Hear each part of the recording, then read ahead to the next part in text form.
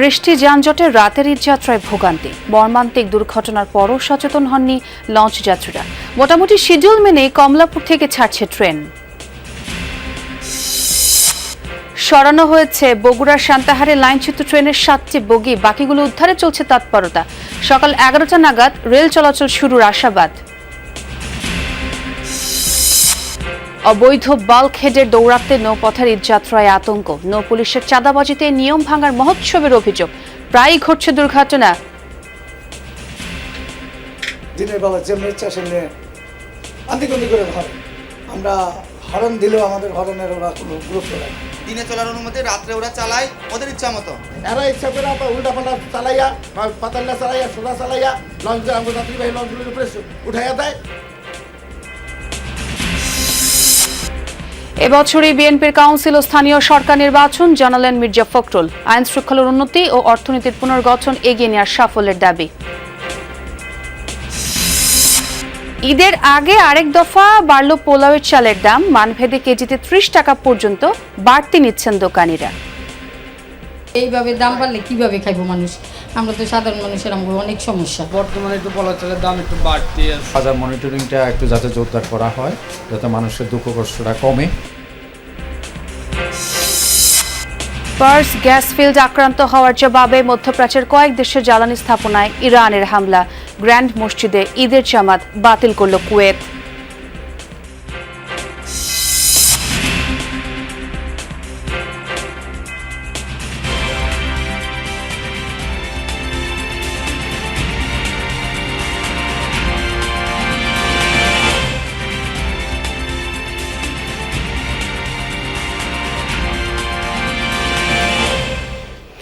দর্শক, আমন্ত্রণ যমুনা নিউজে। আপনাদের সঙ্গে আছে আমি, আর এতক্ষণ শিরোনাম দেখছিলেন।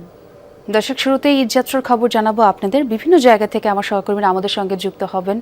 আমরা একটু সদরঘাটে যেতে চাই। আমার সহকর্মী রাব্বি সিদ্দিকী সেখান থেকে যোগ দিচ্ছেন। রাব্বি, গতকালের মর্মান্তিক দুর্ঘটনার পর কি যাত্রীর সচেতনতা বেড়েছে? কেমন দেখলেন সব মিলিয়ে সদরঘাটের পরিস্থিতি? আসলে অনেকে এখনো জানেনই না যে গতকাল এরকম একটি দুর্ঘটনা ঘটেছে। আমি অনেক যাত্রীদের সাথে কথা বলার চেষ্টা করেছি। তারা কিন্তু আসলে এই বিষয়টি তাদের মাথাতেও নেই, চিন্তাতেও নেই।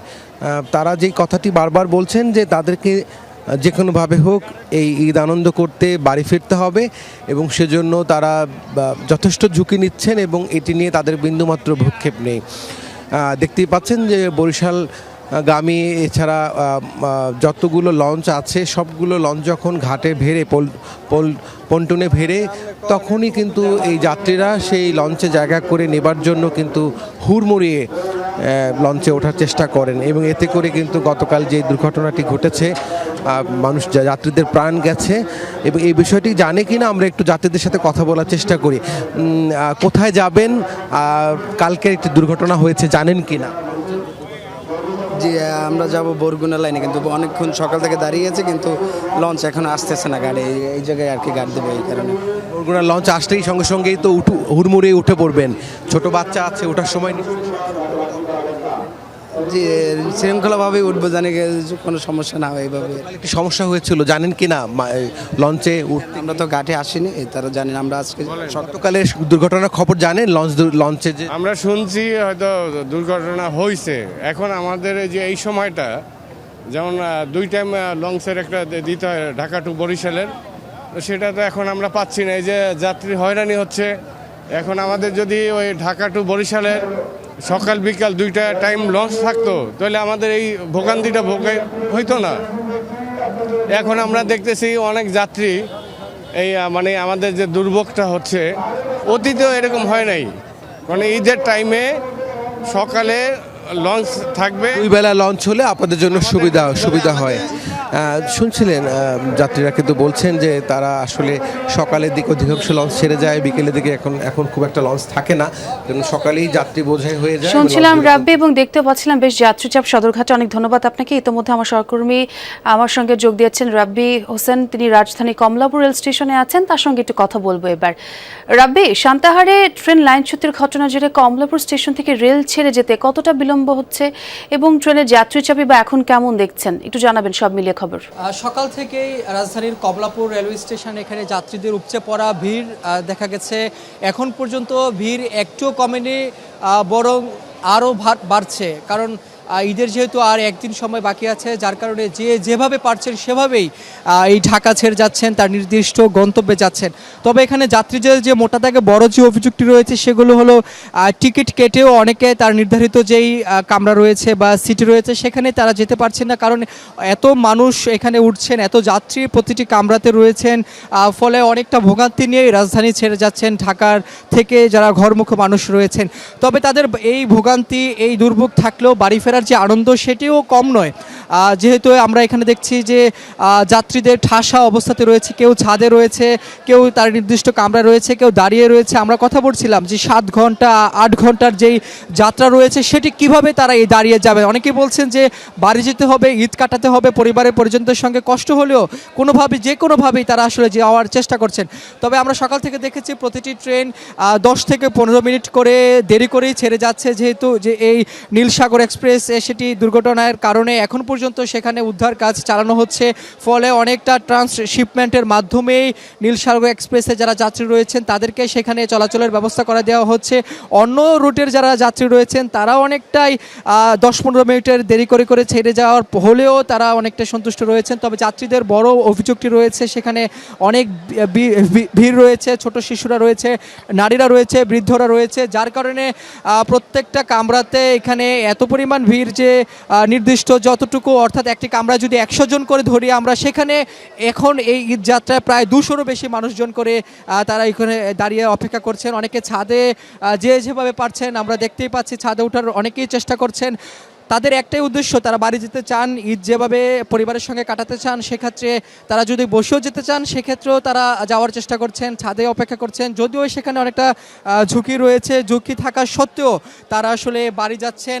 সব মিলিয়ে বলা যায় যে ট্রেনের যে যাত্রাটি রয়েছে অন্যান্য বছরের তুলনায় এবছর অনেকটা স্বস্তি হওয়ার কথা ছিল, কিন্তু গতকাল একদম রেলপথেও যাত্রীদের উপচে পড়া ভিড় সেটি দেখছিলাম। অনেক ধন্যবাদ রাব্বি আপনাকে। আমার আরেক সহকর্মী আমাদের জন্য অপেক্ষা করছে, তার কাছে যেতে চাই। পদ্মা সেতুর টোল প্লাজা রয়েছেন আরফাত রায়হান সাকিব, তাকে দেখতে পাচ্ছি। সাকিব, আমরা একটু দক্ষিণাঞ্চলের ঈদযাত্রার খবর জানতে চাই, সেখানে কেমন পরিস্থিতি, সে সাথে টোল প্লাজায় কোনো যানজট তৈরি হয়েছে কিনা একটু জানাবেন। দেখুন, আসলে সকাল থেকে ঘরমুখ মানুষ কিন্তু নারীর টানে বাড়ি ফিরছে এবং সেক্ষেত্রে কিন্তু ঢাকা মাওয়া ভাঙ্গা যে এক্সপ্রেসওয়ে, সেই এক্সপ্রেসওয়েতে কিন্তু গাড়ির বেশ চাপ রয়েছে এবং একই সাথে পদ্মা সেতুর মাওয়া টোল প্লাজায় কিন্তু আসলে আমরা গাড়ির অব্যাহত আগমন দেখতে পাচ্ছি। তবে এই মুহূর্তে স্বস্তির খবর সেটি হচ্ছে যে কোনো ধরনের যানজট কিংবা এখানে কোনো আসলে বিপত্তি নেই। অনেকটা স্বস্তি নিয়ে স্বাভাবিকভাবে নির্বিঘ্নে এই পথে দক্ষিণবঙ্গের 21 জেলার মানুষ কিন্তু আসলে বাড়ি ফিরতে পারছে এবং আমরা দেখতে পাচ্ছি যে গণপরিবহন, ব্যক্তিগত যানবাহন এবং একই সাথে মোটরসাইকেল করে কিন্তু যে যার মতো করে আসলে পদ্মা পাড়ি দিচ্ছে পদ্মা সেতু হয়ে, এবং এরপরে কিন্তু আসলে তাদের যে গন্তব্যের উদ্দেশ্যে তারা আসলে ছুটে চলেছে। এবং এই মুহূর্তে আসলে পদ্মা সেতুতে 8টি টুল বুথ সবগুলোই সচল রয়েছে এবং একই সাথে মোটরসাইকেলের জন্য আলাদা করে কিন্তু 3টি ডেডিকেটেড বুথ চালু করা রয়েছে। বিগত সময়ে আমরা দেখেছিলাম যে 2টি বুথ চালু রয়েছে, কিন্তু এবার কিন্তু আরো একটি বুথ সংযোজন করা হয়েছে। সব মিলিয়ে কিন্তু এই মুহূর্তে পদ্মা সেতুর যে মাওয়া প্রান্ত রয়েছে সেই প্রান্ততে কিন্তু আসলে আমরা দেখতে পাচ্ছি যে যানবাহনের আসলে আগমন অব্যাহত থাকলেও কিন্তু আসলে তেমন কোনো যানজট কিংবা যান চাপ নেই। এবং আমরা যাত্রীদের সাথে কথা বলেছিলাম, যাত্রীরা যেমনটি জানাচ্ছিলেন যে আসলে ঢাকা থেকে রওনা হওয়ার পরে কিন্তু আসলে এই পথে তেমন কোনো যানজট হয়নি। এবং আরেকটি বিষয় আপনাকে জানিয়ে রাখতে চাই যে গত 24 ঘন্টায় কিন্তু পদ্মা সেতু পাড়ি দিয়েছে 41,000 যানবাহন। সেক্ষেত্রে কিন্তু আসলে 3 কোটি টাকার বেশি কিন্তু টোল আদায় হয়েছে এবং এখন পর্যন্ত আমরা সকাল থেকে অতিরিক্ত ভাড়া নেওয়ার কোনো অভিযোগ পাইনি। তবে আসলে এই চিত্র কতক্ষণ বহাল থাকে সেটি এখন দেখার বিষয়। একদম সাকিব, অনেক ধন্যবাদ আপনাকে। বগুড়ার সান্তাহারে লাইনচ্যুত নীল সাগর এক্সপ্রেসের 9টি বগির মধ্যে উদ্ধার হয়েছে 7টি, বাকি 2টি উদ্ধারে চলছে তৎপরতা। পাশাপাশি চলছে রেললাইন মেরামতের কাজও। রেলওয়ে কর্তৃপক্ষের আশা সকালে 11টা নাগাদ ট্রেন চলাচল শুরু হতে পারে।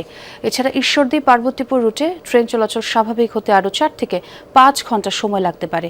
এদিকে উত্তরের ওই রুটে সরাসরি ট্রেন চলাচল বন্ধ থাকায় বিকল্প ট্রেনগুলো দুর্ঘটনাস্থলের আগে যাত্রী নামিয়ে দিচ্ছে। এরপর তারা হেঁটে দুর্ঘটনা কবলিত স্থান পার হয়ে অন্য ট্রেনে করে নিজেদের গন্তব্যে যাচ্ছে। বুধবার ভোরে বগুড়ার সান্তাহারের ডাকবাড়ি এলাকায় নীল সাগর এক্সপ্রেসের 9টি বগি লাইনচ্যুত হয়। এতে আহত হন অর্ধশতাধিক যাত্রী। দুর্ঘটনার পরপরই উদ্ধার তৎপরতা শুরু করে স্থানীয়রা, যোগ দেয় রেলওয়ে কর্তৃপক্ষ ও ফায়ার সার্ভিস। গতকাল সন্ধ্যা থেকে 2টি উদ্ধার টিমে প্রায় 400 জন উদ্ধারকর্মী লাইনচ্যুত বগি উদ্ধার ও রেললাইন মেরামতের কাজ করছেন।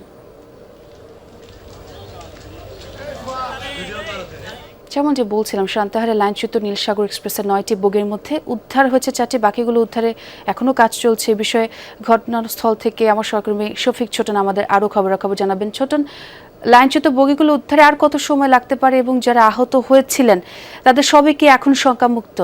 ধন্যবাদ আপনাকে। আহত যারা ছিলেন তারা সবাই শঙ্কামুক্ত এমনটি আমরা জানতে পেরেছি, এবং গতকাল হাসপাতালে রাতে আমরা দেখেছি যারা আহত ছিলেন তাদের মধ্যে 18 জন নওগাঁ সদর আধুনিক হাসপাতালে ভর্তি ছিলেন, তারা শঙ্কামুক্ত বলে চিকিৎসকরা জানিয়েছেন। হয়তো আরো 3 থেকে 4 ঘন্টা লাগবে উদ্ধার অভিযান শেষ করতে। এখন শেষ মুহূর্তের উদ্ধার অভিযানে যে 2টি বগি আমরা এই মুহূর্তে ক্যামেরার মাধ্যমে একটু দেখাই, যে সবচেয়ে ভয়াবহ যে জায়গা ছিল লাইনচ্যুতের ঘটনায় এবং সবচেয়ে বড় ক্ষতিগ্রস্তের জায়গা যেটি, সেই জায়গাটিতে কিন্তু দুই পাশ থেকে 2টি কাজ করছে, দুই পাশ থেকে, অর্থাৎ ঈশ্বরদী থেকে একটি এসেছে এবং পার্বতীপুর পাশ থেকে, অর্থাৎ ঈশ্বরদী থেকে একটি এসেছে।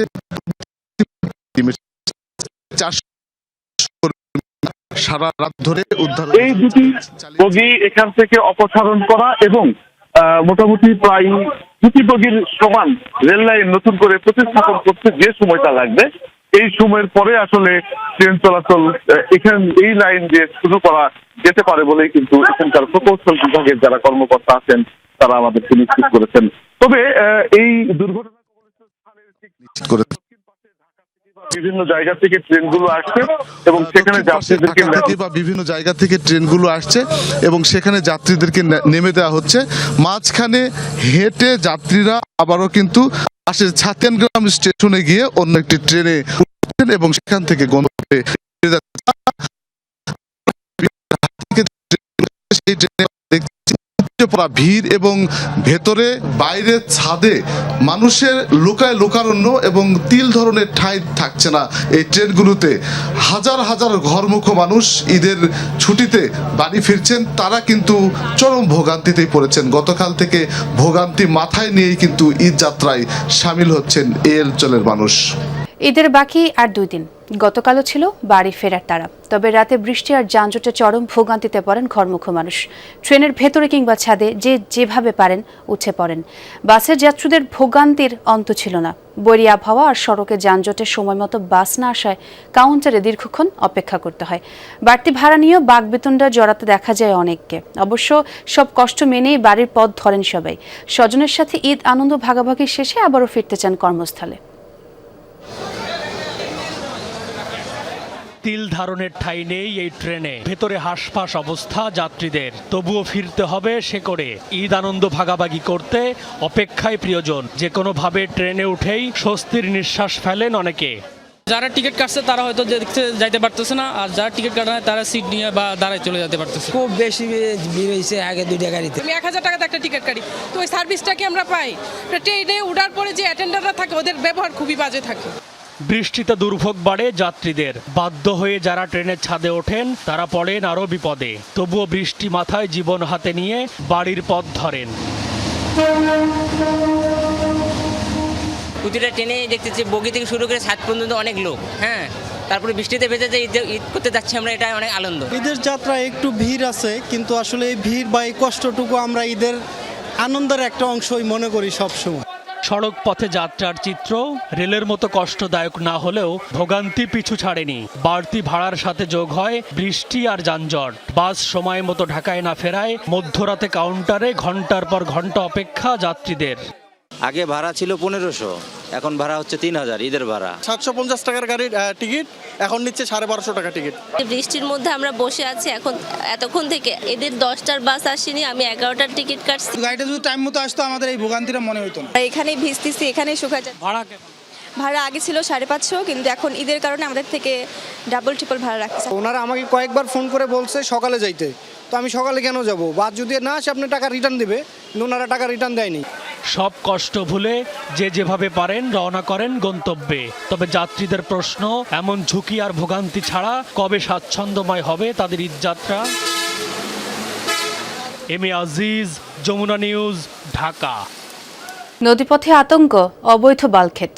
ঈদ সামনে রেখে বাল্কহেডের অনিয়ন্ত্রিত চলাচল বাড়াচ্ছে দুর্ঘটনা ঝুঁকি। নেই প্রয়োজনীয় নিরাপত্তা ব্যবস্থাও। অভিযোগ, নিয়ম না মেনে রাতে চলাচলের। এসবটাই আবার ঘটছে নৌ পুলিশের সমঝোতার চাঁদাবাজিতে। নদীপথে সরেজমিন অনুসন্ধানে উঠে এসেছে উদ্বেগজনক নানা তথ্য। আরও দেখবেন নাহিদ হোসেনের ক্যামেরায় মশির অনিকের প্রতিবেদনে। ঘটনাটি 10 মার্চ দুপুরের। ঢাকা থেকে যাত্রী নিয়ে মুন্সিগঞ্জ যাওয়ার পথে মাঝ নদীতে হঠাৎ ইমার্জেন্সি বাঁক নিতে হয় লঞ্চটিকে। দানব আকৃতির এই নৌযানটির নাম বাল্কহেড। একটুর জন্য বেঁচে যায় প্রায় 150 মানুষের প্রাণ।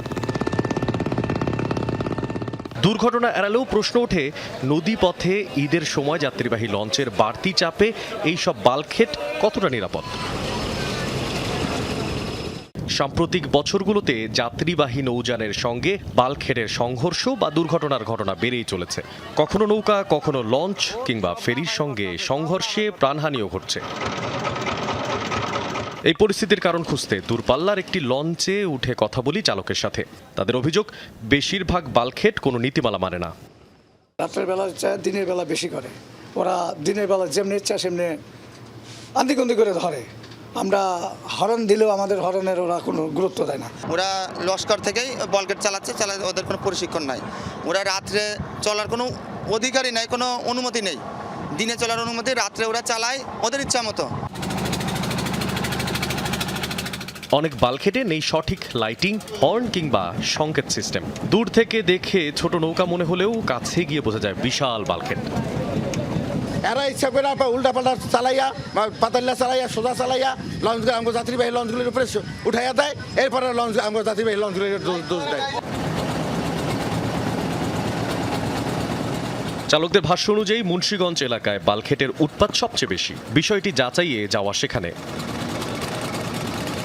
প্রথমে একটি নিয়ম মেনে চলা নৌযানে উঠে দেখি নিরাপদ নৌযানের জন্য কি কি থাকা দরকার। সেখানে রয়েছে VHF রেডিও, নেভিগেশন সিস্টেম, পানির গভীরতা মাপার যন্ত্র, সঠিক লাইট, হর্ন এবং কুয়াশায় সংকেত দেওয়ার ঘণ্টা। এরপর বাল্কহেডে গিয়ে দেখা যায় ভিন্ন চিত্র। নদীতে 3 ধরনের বাল্কহেড চলাচল করছে, বড়, মাঝারি ও ছোট বাল্কহেড, যেগুলোর প্রায় সবগুলোরই নেই আধুনিক কোনো নেভিগেশন বা যোগাযোগ ব্যবস্থা। রাতের বেলা দেখাচ্ছে আপনার BSF না থাকাতে এটা অন্যায়। এটাও অন্যায়, এই যে কুয়াশার মধ্যে একটা BSF থাকা লাগে, এটা আর একটা জাহাজের সাথে কথা বলার লাগে। কিছু বাল্কহেডে হর্নের বদলে ব্যবহার করা হয় মুখে বাজানো বাঁশি। কুয়াশার সময় সংকেত দেখার জন্য কোথাও কোথাও পাথর দিয়ে ধাতব অংশে আঘাত করা হয়। এই পাথরটিকে ব্যবহার করা হচ্ছে ঘণ্টা হিসেবে। ঘণ্টাটা বাজানো হয় যখন প্রচণ্ড কুয়াশার মধ্যে জাহাজ চলে এবং সামনের জাহাজকে সতর্ক করার জন্য যে এই ভলগেটটি আসছে। অভিজ্ঞতার ওপর নির্ভর করেই চালানো হয় এসব বাল্কহেড। এমনকি লাইসেন্স দেওয়ার সময়ও অনেক ক্ষেত্রে উল্লেখ থাকে যে এইসব নৌযানে আধুনিক নিরাপত্তা ব্যবস্থা নেই। সমস্ত সরঞ্জামের মুখ্য যেটা আপনি এই কাগজটাতে দেখাইলেন, সেগুলো যদি না থাক ছাড়া কেউ যদি যায় তাহলে সে অপরাধ করলো। আপনি অপরাধ করলেন, এটা গভর্নমেন্ট থেকে আসে। মানে আপনি না, মানে আপনার মালিক অপরাধ করলো কিনা? সরি লাইনে আইসি, আমার অন শেষ, রিটার্ন চলে যাবো, মানে রিটার্ন ব্যাক করতেছি এখন। অনুসন্ধানে উঠে আসে আরো গুরুতর অভিযোগ। অবৈধভাবে এইসব বাল্কহেড চালাতে নৌ পুলিশকে নিয়মিত চাঁদা দিতে হয় বলে দাবি করেন চালকেরা। ঢাকা থেকে সিলেটে অতিরিক্ত চাঁদা, নর্মালে মানে সিলেট ছাতক থেকে আসতে 30 হইতে 35,000 টাকা চাঁদা লাগে। সিলেট থেকে মুন্সিগঞ্জ পর্যন্ত যাত্রার কয়েক ধাপে দিতে হয় প্রায় 12,000 টাকা। কোন কোন জায়গায় দিচ্ছেন? এককালে সিলেট উস্তি মেঘনা বিরিতে ওই কি কয় বৌদ্ধবাজার। এবার আমরা অপরাধের আরো গভীরে যেতে চাই। রাতে আসলেই অবৈধভাবে বালখেট চলে কি না তা দেখতে সন্ধ্যার পর নদীতে অবস্থান নেয় যমুনা টিম। নদীতে ঘুরেও কোথাও চোখে পড়ছিল না একটাও বালখেট। নিয়ম মেনেই সন্ধ্যার পর নোঙর করা ছিল বালখেটগুলো। এরই মাঝে তথ্য আসে যমুনা টিমের অবস্থানের খবর পেয়ে রুট বদলেছে বালখেট চালকেরা। পরে স্থানীয়দের সাথে মিশে যাই আমরা, যাতে আমাদের অবস্থান সম্পর্কে তারা টের না পায়। রুট বদলে লঞ্চ ঘাটের কাছে আসতেই একের পর এক বালখেট চলতে দেখা যায়। এক পর্যায়ে ট্রলার দিয়ে মাঝ নদীতে চলন্ত বালখেট তাড়া করে তাতে উঠে পড়লে সব অনিয়মের কথা স্বীকার করতে থাকে অবৈধ বালখেট চালক। রাত্রেবেলা নিষেধ করা চালানো কারণ হচ্ছে আপনাদের কাছে রাডার নাই, আপনাদের কাছে রেডিও সিস্টেম নাই, আছে? না না, নৌপথে চাঁদার কথা স্বীকার করে এই চালক। সাতপুরে নামা 10 আমরা সাইডে পুলিশে ধরছে, সার্ভিসে 200 টাকা দিয়েছি। যমুনা টিম এই অভিযোগের ব্যাপারে খতিয়ে দেখতে নৌ পুলিশের প্রধান কার্যালয়ে গেলেও ক্যামেরার সামনে কথা বলতে রাজি হয়নি কেউ। এগুলো হয় একদম পাওয়া যায় না এরকমও, এটা তো আমরা একদম অস্বীকার করার মতো না, আবার হলে আমরা ছাড়ি না। নদীপথে যাত্রী চলাচলে সবচেয়ে বেশি ঝুঁকি বাড়ে ঈদের সময়। যদিও ঈদের আগে পরে 3 দিন বালখেট চলাচল বন্ধ থাকার কথা। বাস্তবে তা কতটা মানা হয় সেটা নিয়েও রয়েছে প্রশ্ন। মশিউর অনিক, যমুনা নিউজ, ঢাকা। দর্শক, এই পর্যায়ে আমরা আবারও ঈদযাত্রার খবরাখবর আপনাদের জানাবো। ঢাকা ময়মনসিংহ মহাসড়কের পরিস্থিতি জানবো এবার। রাজধানীর আব্দুল্লাহপুর থেকে আমার সহকর্মী পলাশ প্রধান আমাদের সঙ্গে যুক্ত হয়েছেন। পলাশ, মহাসড়কের পরিস্থিতি জানতে চাই, সকালে কি যানজট দেখলেন কিনা, কি অবস্থা সেখানে? যানজট নেই, তবে ঈদযাত্রা যে মানুষের বাড়িতে ঘর ফেরা যে সেটির দৃশ্য, সেটি কিন্তু আসলে আমরা দেখছি যে ঢাকা ময়মনসিংহ মহাসড়কে এত পরিমাণের আসলে ঈদে ঘরমুখা মানুষ যে হঠাৎ করে আমরা দেখছি যে এখন থেকে ঠিক 20 মিনিট আগে রাজধানী প্রবেশপথ আব্দুল্লাহপুরে লোকারণ্য হয়েছে। তারা আসলে পরিবহন পাচ্ছে না। কিছুক্ষণ আগে একজনের সাথে কথা বলছিলাম, তারা কুড়িগ্রামে যাবে। তিনি মূলত প্রায় 20 মিনিট যাবত তিনি তার গাড়ি খুঁজছে, আসলে গাড়ি পাচ্ছে না। তিনি বলছিল এখন থেকে ঠিক 3 দিন আগেও যেখানে ভাড়া ছিল 600 টাকা, সেই ভাড়া এখন আজকে তিনি বলছিল যে 1400 টাকা পর্যন্ত তিনি চেষ্টা করছিল। আসলে তিনি যেতে পারছে না। তিনি বলছে যে আজকে তিনি যেতে পারবে কিনা এটাও একটি সন্দেহ। এখানে দেখছি যে ট্রাফিক পুলিশ কাজ করছে, আমরা ট্রাফিক পুলিশের সাথে কথা বলছি। তিনি বলছে যে গতকাল পরিবহনে একটি বিশাল একটি চাপ ছিল, যে কারণে দেশের বিভিন্ন প্রত্যন্ত অঞ্চলে সেই পরিবহনগুলো আসলে সেখান থেকে ব্যাক করতে না আসায় কারণ এই সমস্যাটি এখন পোহাতে হচ্ছে, অথবা দুপুর নাগাতে সেই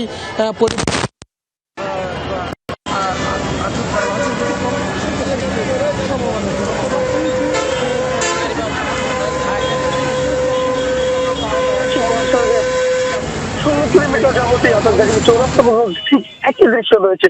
অর্থাৎ গত পরশু থেকে গতকাল যেহেতু শিল্প কলকারখানা ছুটি দেওয়া হয়েছে, সেই কারণেই মূলত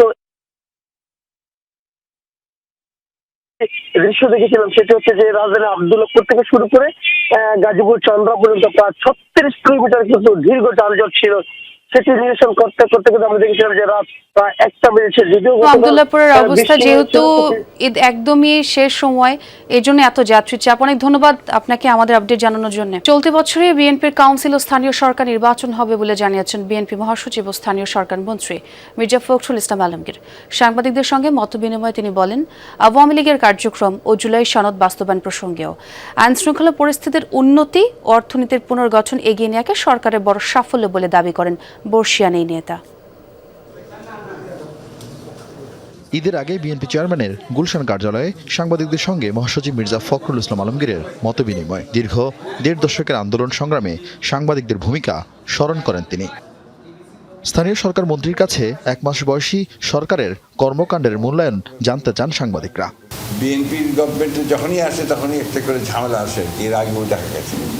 এবার তো বড় এসছে আপনার ইরান যুদ্ধ, যোগ্যতার সঙ্গে এই জিনিসগুলোকে মোকাবেলা করা গেছে, চ্যালেঞ্জগুলো মোকাবেলা করা গেছে। তার মধ্যে সবচেয়ে বড় হচ্ছে যে তেলের দাম এখনও বাড়েনি।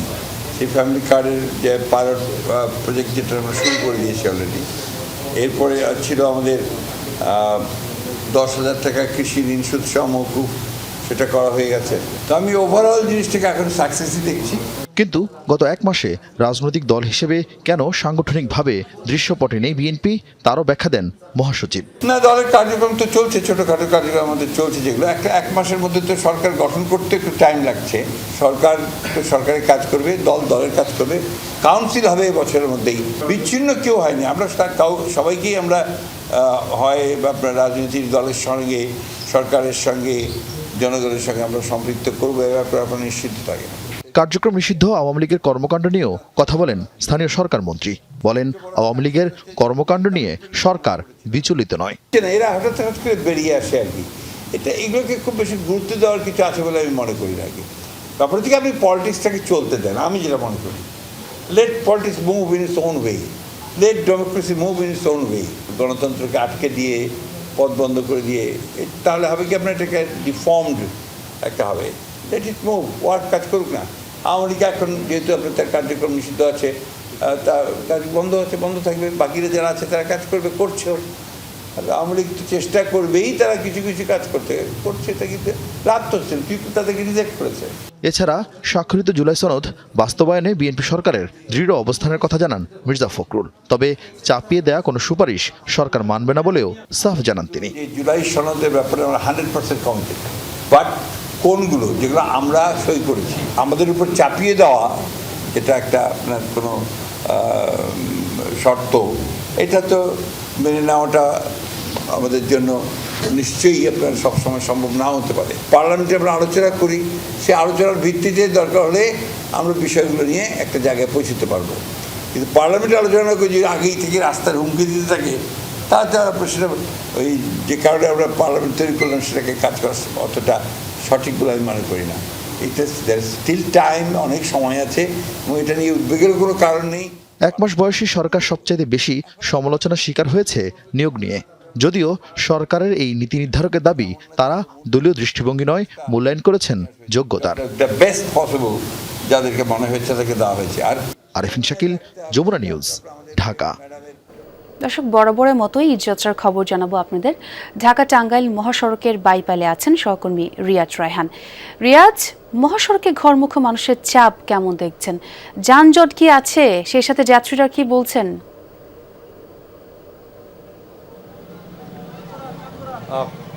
চাপ আছে, গাড়ির চাপ আছে, যানবাহনের চাপ আছে, পাশাপাশি মানুষের ঈদযাত্রার যে মানুষ ছুটছে গাড়ির কাটে বাড়ির দিকে, তাদের চাপ রয়েছে এবং বেশ কিছু অভিযোগ রয়েছে। আমরা এখানে বাইপালে এসেছি, আমরা যে দেখেছি যে পুরো একেবারে নবীনগর থেকে চন্দ্রা পর্যন্ত যে সড়কটি রয়েছে, সেই সড়কের কিছু কিছু জায়গায় তীব্র যানজট রয়েছে। শুধুমাত্র যানজটের কারণ, অন্যতম কারণ হচ্ছে যারা ঘরমুখো মানুষ রয়েছেন তারা রাস্তায় পথে দাঁড়িয়ে আছেন এবং সেখানে বাসগুলো খুব ধীর গতিতে যাচ্ছে, সেখানে যাত্রী তুলছে রাস্তায় পথে পথে। পাশাপাশি অনেক মানুষ ট্রাকে, ভ্যানে, পিক আপে করে তারা যাওয়ার চেষ্টা করছেন এবং সেই ট্রাক পিক আপগুলো রাস্তার অর্ধেক দখল করে সেখানে দাঁড়িয়ে রয়েছে এবং সেখানে যাত্রী তুলছে। যতক্ষণ পর্যন্ত যাত্রী পরিপূর্ণ হচ্ছে ততক্ষণ পর্যন্ত তারা ছাড়ছে না, আর তার ফলে পেছনে দীর্ঘ সারি হচ্ছে গাড়ির। পাশাপাশি আমরা যতটুকু খবর নিচ্ছি, আমরা চন্দ্রা এখন পর্যন্ত যাওয়ার সুযোগ হয়নি শুধুমাত্র এই যানজটের কারণে। এবং চন্দ্রা মোড়কে ঘিরে আশপাশে অন্তত 5 থেকে 6 কিলোমিটারের গাড়ির জটলা তৈরি হয়েছে। কোথাও কোথাও যানজট তৈরি হয়েছে, কোথাও কোথাও গাড়ির ধীর গতি তৈরি হয়েছে। তো আর যাত্রীদের বেশ কিছু অভিযোগ রয়েছে, তারা বলছেন যে আজকে মূলত যারা বাসের সিট পেয়েছেন বা যানবাহনের সিট পেয়েছেন, গণপরিবহনের সিটে করে যেতে পারছেন, তারা খুবই ভাগ্যবান। কারণ হাজার হাজার মানুষ যারা ঘরমুখো তারা রাস্তায় দাঁড়িয়ে আছেন, কোনো ধরনের পরিবহন পাচ্ছেন না, কোনো ধরনের যারা সিট পাচ্ছেন না যাওয়ার মতো। এবং অভিযোগ করছেন যে বিভিন্ন কাউন্টারে, বাসের যে কাউন্টারগুলো রয়েছে বিভিন্ন গন্তব্যের, সেই সব কাউন্টারগুলোতে তারা গিয়ে বাসের অতিরিক্ত ভাড়া, এবং বলছেন 2 থেকে 3 গুণ, কোথাও কোথাও 4 গুণ পর্যন্ত ভাড়ার অভিযোগ তারা করেছেন। এবং আমাদের সামনে তারা ক্যামেরায় কথা বলেছেন, তারা বলছেন যে যেখানে 300 টাকা ভাড়া সেখানে তাদের 1400 টাকা পর্যন্ত চাওয়া হয়েছে কোনো কোনো ক্ষেত্রে। এবং তারা প্রশ্ন তুলেছেন, যেহেতু সড়ক পরিবহন মন্ত্রী বলেছেন যে কোথাও কোথাও বাড়তি ভাড়ার কোনো অভিযোগ নেই, তো তারা বলছেন যে সরকারের এই বিষয়টি বিবেচনা করা উচিত এবং এর সঙ্গে যারা সংশ্লিষ্ট রয়েছেন তাদের বিরুদ্ধে ব্যবস্থা নেওয়া উচিত। না হলে অর্থাৎ আজকে এবং কালকে আরও যে ঘরমুখো মানুষ রয়েছে তারা আরও ভোগান্তিতে পড়বে এবং মহাসড়কের এই যাত্রা যদি নিরাপদ এবং নির্বিঘ্ন করতে হয় তাহলে একদিকে বাড়তি ভাড়া যেটি অভিযোগ রয়েছে সেটি শুরু হওয়া উচিত, পাশাপাশি রাস্তায় রাস্তায় যেভাবে যাত্রীরা হয় সেটি শুরু হওয়া করা উচিত, তাহলে মানুষের ভোগান্তি এই 2 দিনে আরো বাড়াবে। একদম। অনেক ধন্যবাদ আপনাকে রিয়াজ। ঈদ উল ফিতরের নামাজের জামাতের জন্য প্রস্তুতি হচ্ছে দেশের বড় ঈদগাহ ময়দান কিশোরগঞ্জের ঐতিহাসিক শোলাকিয়া ও দিনাজপুরের গোড়ের শহীদ ঈদগাহ ময়দান। শোলাকিয়ায় জামাত শুরু হবে সকাল 10টায় আর দিনাজপুরে ঈদের জামাত 9টায়। প্রশাসনের পক্ষ থেকে 2 ঈদগাহে জোরদার করা হয়েছে নিরাপত্তা বলয়। কিশোরগঞ্জ শহরের পূর্ব পাশে নরসুন্দা নদী ঘেঁষা ঐতিহাসিক শোলাকিয়া ঈদগাহ। এবারে ঈদ জামাতের শেষ মুহূর্তের প্রস্তুতি চলছে জোরে সোরে। যুগ যুগ ধরে শোলাকিয়ার ঈদ জামাতে ঢল নামে লাখো মুসল্লির। এরই মধ্যে শুরু হয়েছে দাগ কাটা, বালু ফেলা, দেয়ালে রং করা সহ মাঠের সংস্কার কাজ। প্রায় 250 বছরের প্রাচীন শোলাকিয়া ঈদগাহের আয়তন 6 একর। 1828 সালে শোলাকিয়া ঈদগাহে 1.25 লাখ মানুষ একসঙ্গে ঈদের নামাজ আদায় করেন। সেই থেকে মাঠের নাম হয় শোলাকিয়া, যা এখন শোলাকিয়া নামে পরিচিত। বড় জমায়েতে এক কাতারে নামাজ পড়লে বেশি সোয়াব পাওয়া যায় এমন বিশ্বাসে প্রতি বছর ঈদের জামাতে অংশ নেন দেশ বিদেশের লাখো মুসল্লি। 199তম ঈদের জামাত অনুষ্ঠিত হবে। এটা সারা বাংলাদেশে, সারা পৃথিবীতে সুপরিচিত। ঈদ উল ফিতর জামাতে নামাজ আদায়ের জন্য দেশের বিভিন্ন স্থান থেকে মুসল্লিরা আগমন করেন এবং এই মুসল্লিদের থাকা খাওয়ার সুব্যবস্থা করে থাকেন জেলা প্রশাসন। প্রশাসনের পক্ষ থেকে এরই মধ্যে সব ধরনের প্রস্তুতি সম্পন্ন হয়েছে। মুসল্লিদের সুবিধার জন্য ভৈরব ও ময়মনসিংহ থেকে শোলাকিয়া স্পেশাল নামে 2টি বিশেষ ট্রেন জামাতের আগে ও পরে চলাচল করবে বলেও জানিয়েছে স্থানীয় প্রশাসন। প্রযুক্তি নির্ভর যে প্রক্রিয়া, এই প্রক্রিয়া অনুসরণ করে পুরো মাঠটিকে আমরা সিসিটিভির আওতায় নিয়ে আসবো এবং এখানে ড্রোনের মাধ্যমে আমরা সার্ভিলেন্স নিশ্চিত করব। সকাল 10টায় ঈদ জামাত অনুষ্ঠিত হবে এবং একটি বাড়ি মাত্র ঈদের জামাত অনুষ্ঠিত হবে। এখানে মুসল্লিদের আগমনের জন্য 2টি বিশেষ ট্রেনের ব্যবস্থা করা হয়েছে।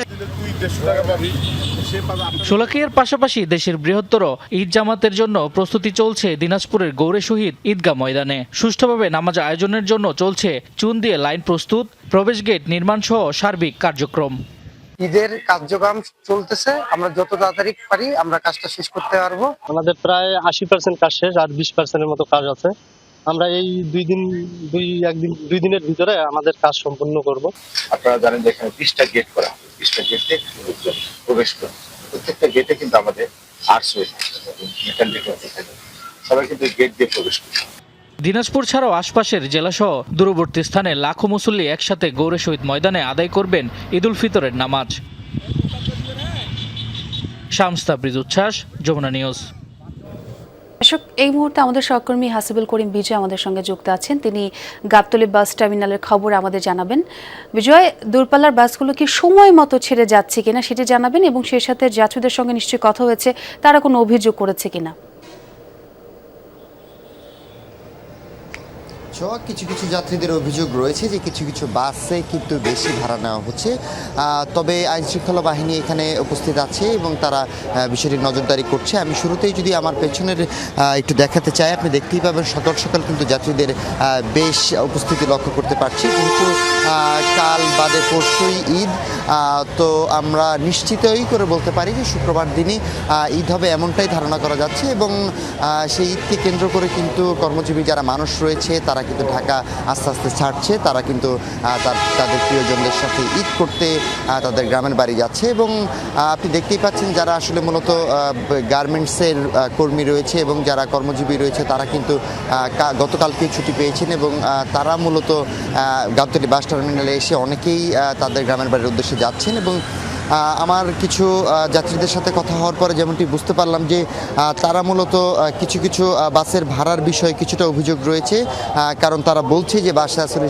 সিট নেই এবং সে কারণে অনেকের কাছ থেকে একটু বেশি ভাড়া আদায়ের প্রবণতা দেখা যাচ্ছে। তবে আইনশৃঙ্খলা বাহিনী এই বিষয়ে তৎপর রয়েছে এমনটাই আমরা জানতে পেরেছি এবং তারা মূলত নজরদারি করছে যে কোনো বাস যদি ভাড়া বেশি নেয় তাদের বিরুদ্ধে তারা ব্যবস্থা নিচ্ছে। এবং এখানে বেশ কয়েকটি পুলিশ কন্ট্রোল রুম এবং র্যাব থেকে শুরু করে বিভিন্ন আইনশৃঙ্খলা বাহিনীর কন্ট্রোল রুমের ব্যবস্থা করা হয়েছে এবং তারা এখানে তৎপর রয়েছে নজরদারিতে। এবং সব কিছু মিলিয়ে যদি বলি ছোঁয়া যে এখানে কিন্তু দূরপাল্লার বাসের পাশাপাশি কিন্তু কিছু লোকাল বাসও রয়েছে যারা পাটুরিয়া ঘাট থেকে শুরু করে বিভিন্ন পয়েন্টে যাচ্ছে এবং এরই মাধ্যমে তারা অনেকেই ভেঙেও আসলে যাচ্ছে। ছোঁয়া।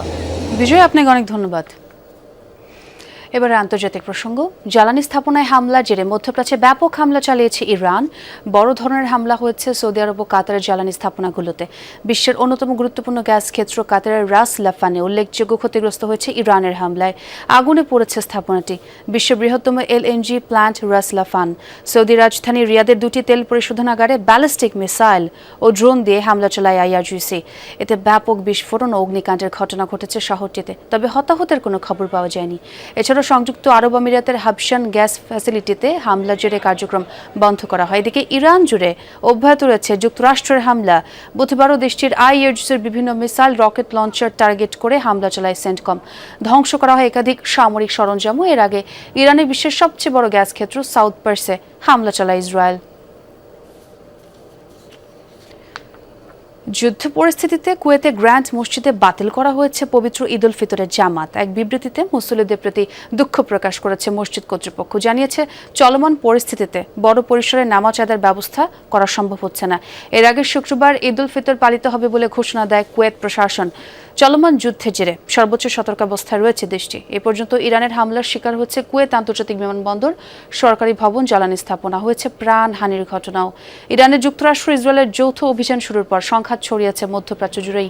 কুয়েত ছাড়াও নিয়মিত ইরানের ড্রোন মিসাইলে টার্গেট হচ্ছে কাতার, বাহরাইন, সৌদি আরবে। ঈদ সামনে রেখে চাহিদা বেড়েছে পোলাওয়ের চালের, যার সুযোগ নিচ্ছেন এক শ্রেণীর অসাধু বিক্রেতা। হঠাৎ করেই বাড়িয়েছেন দাম। মানভেদে সব ধরনের পোলাওয়ের চালের দাম খুচরা পর্যায়ে কেজির প্রতি বেড়েছে 15 থেকে 30 টাকা পর্যন্ত। বাজার নজরদারিতে প্রশাসনের দুর্বলতাকেই দায়ী করছেন বিক্রেতারা। দীর্ঘদিন স্থিতিশীল থাকলেও ঈদকে সামনে রেখে কিছুটা অস্থির পোলাওয়ের চালের বাজার। শুধু প্যাকেটজাত চালই নয়, স্থানীয় বাজারে খোলা বাসমতি চালের দামও বেড়েছে। কেজি প্রতি বেড়েছে 20 থেকে 25 টাকা। বর্তমানে বাজারে ভালো মানের বাসমতি চাল বিক্রি হচ্ছে 150 থেকে 155 টাকা কেজি দরে। কেজিতে 30 টাকা বেড়ে চিনিগুঁড়া চাল বিক্রি হচ্ছে 150 টাকায়। কিছুদিন আগেও যে প্যাকেট 1 কেজি চাল বিক্রি হতো 160 টাকায়, এখন সে দর বেড়েছে 15 টাকা বেশি। পোলাও মাংসটা তো সবাই খাবে, কিন্তু এইভাবে দাম বাড়লে কিভাবে খাইবো মানুষ? আমরা তো সাধারণ মানুষের আমাদের অনেক সমস্যা। এর আগের মাসে ছিল আপনার 160 টাকা, আমরা বিক্রি করছি 150, এখন বিক্রি করা লাগতেছে আপনার 160 টাকা করে। সেক্ষেত্রে আপনার বর্তমানে একটু পোলাও চালের দাম একটু বাড়তি আছে। পোলাও চালের দাম বাড়ার কারণ হলো মিলাদের ভাষ্য হলো যে কি এটা এক্সপোর্ট হইতেছে বর্তমান বাজারে চাল কম আছে, আর ছোট ছোট মিলের কাছে চাল নাই, যাদের কাছে আছে সীমিত পরিমাণ আছে।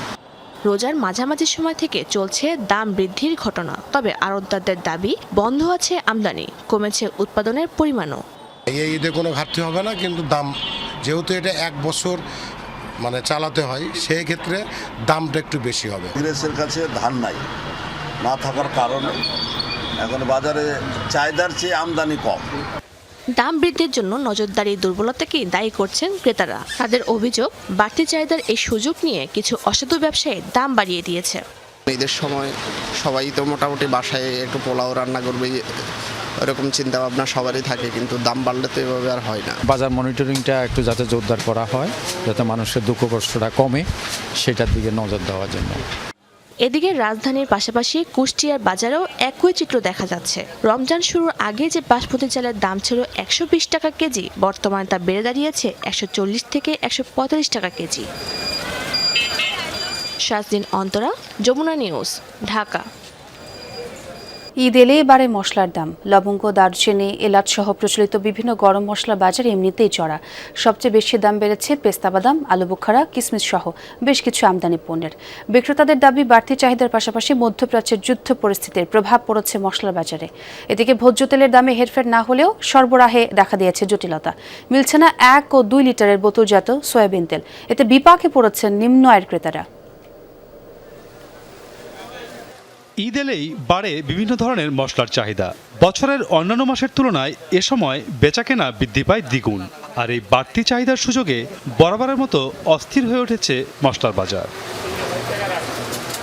এর সাথে এবার যোগ হয়েছে মধ্যপ্রাচ্যের যুদ্ধ পরিস্থিতি। বিক্রেতাদের দাবি, বিভিন্ন ধরনের গরম মশলার বেশিরভাগই আমদানি হয় আফগানিস্তান, ইরাক, ইরান সহ মধ্যপ্রাচ্যের দেশ থেকে। যুদ্ধ পরিস্থিতির কারণে সরবরাহে বিঘ্ন ঘটার পাশাপাশি বাড়তি পরিবহন খরচের প্রভাব পড়েছে মশলার বাজারে। অন্যান্য গরম মশলার বাজার স্থিতিশীল থাকলেও পেস্তা বাদাম, আলু বোখারা, কিসমিসের মানভেদে কেজি প্রতি দাম বেড়েছে 400 থেকে সর্বোচ্চ 800 টাকা পর্যন্ত। দাম হলো মোটের উপরে বেশি, কিন্তু এর ভিতরে বেশি বাড়ছে হলো আপনার কিশমিশ, বখারা, এগুলো খুব বেশি বাড়ছে। অন্যান্য বছরের তুলনায় যেরকম দ্বিগুণ বাড়ে, 10 টাকা জিনিস 15 টাকা, 20 টাকা, 30 টাকা হয়ে যায়। এইবারে কিন্তু আল্লাহর রহমতে এরকম আমি এখন পর্যন্ত দেখিনি। পেস্তার দাম ছিল আপনার 3200, 3400 এরকম, এখন বর্তমানে চলতে আছে আপনার 3800 টাকা কেজি। আর কিশমিশ ছিল আপনার 820 টাকা, 30 টাকা, এখন কিশমিশ 850, 60 টাকা। আলু বোখারা ছিল আপনার 720 থেকে 30 টাকা ছিল, এখন আপনার আলু বোখারা আপনার পাইকারি চলতে আছে আমরা 1150 টাকা কেজি। যুদ্ধের কারণে আর কি ওষুধ দেখায় বলে যে কিশমিশ এগুলো হলো ইরানের পণ্য, আলু বোখারা, পেস্তা বাদাম এগুলো ইরানের মাল। তো এইগুলা বাজার অনেক বাড়তি, এক কেজি আলু বোখারা যায় 400-500 টাকা বাড়ছে, কিশমিশ এক কেজিতে 200-250 টাকা বাড়ছে, পেস্তা বাদাম কেজিতে 500-600 টাকা বাড়ছে। এদিকে ভোজ্য তেলের খুচরা দামে তেমন হেরফের না দেখা গেলেও সরবরাহে তৈরি হয়েছে জটিলতা। 5 লিটারের বোতলজাত সয়াবিন পাওয়া যাচ্ছে, তবে চাহিদা মতো মিলছে না 1 ও 2 লিটারের বোতল। এতে বিপাকে পড়েছেন নির্ময়ের ক্রেতারা। খুচরা বিক্রেতাদের দাবি, ডিলার পর্যায় থেকে লাভের পরিমাণ কমিয়ে দেওয়ায় 1 ও 2 লিটারের বোতলজাত সয়াবিন তেল দোকানে তুলছেন না তারা। আগে লাভ দিত মিনিমাম 4 টাকা, কিন্তু এখন লাভ কমাই দিছে, তেলের সরবরাহ কমাই দিছে। আপনার তেল মানে যা অর্ডার দিই তা পাই না। সাপ্লাই আছে, আমাদের যে প্রমিটিত কোম্পানি এখন কোনো লাভ দেয় না, গায়ে রেট আমরা মাল কিনে আনতে হয়। এই জন্য আমরা 1 লিটার 2 লিটার তেল রাখি না। 1 লিটার একটা তেলে 2 টাকা লাভ, লেবার দিয়ে আনতে গেলে ওই লাভটুকু চলে যায়, আমরা 2 লিটার রাখি না।